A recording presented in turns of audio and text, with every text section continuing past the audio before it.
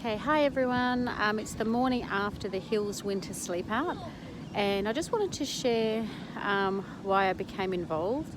Some of you may know that I have been through homelessness a couple of times in my life, and one of them, I was working, I had business, I'd sold my house at a profit, and then I decided to go on my emotional intelligence journey and just learn things. And I was coming back to the city, but I knew that I couldn't afford to buy a house, or if I did, I knew the interest rates were going up. So I was, playing the movie forward, and I knew that even if I had international students staying with me, which I usually did at that time, that if the interest rates went up, I just would have lost the house. So I went through a stage where I did that for a while.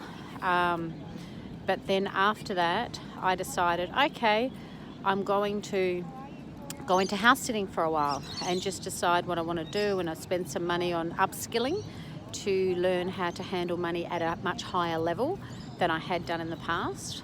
And because I didn't know a lot of people, that was not, more traditional. And the traditional way for me, especially as a single, was working in the country because the cost of housing was so much less. And the opportunities sometimes with work or business can be better in the country or regions. But anyway, so I was setting up all the house sitting, and so I had it back to back to back, and then slowly they were all falling apart, and I'd given up my property, and someone had helped me at the last minute to move.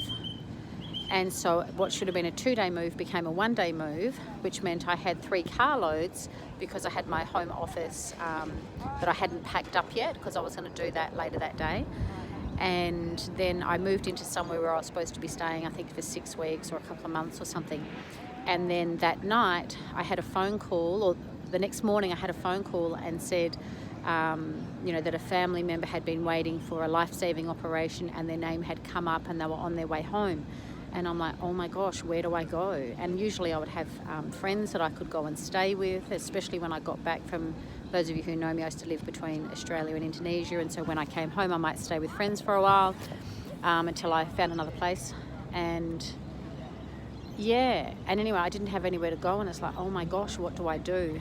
And so I just, was crying out to God. And then I had a phone call, and someone who I hadn't spoken to for a while actually offered me somewhere to stay. So I stayed there, for a few weeks. And then I did end up continuing with that journey and doing house sitting, for a while. But I did need, that real help at that time. And so fortunately I didn't need to, sleep in the car or on the ground. And that went on, for a while. It was what I thought should have been a freeing time. So that was the first time. The second time was much more serious. But just wanted to let you know. So I'm out at the Hills Sleepout. So it's just the stragglers. Most people have gone home, but just so you've got a bit of an idea. Okay, so if you can support, it's not just people that you think, are on drugs or mental illness or whatever. Homelessness can affect anyone. So if you can, donate, that'd be great. And if not, if you see people who are homeless, maybe even just smile at them, or, maybe even just ask them what they would like. Offer to buy them a drink, a coffee, orange juice or something, whatever. It all makes a difference. Okay, thanks for watching. Bless you.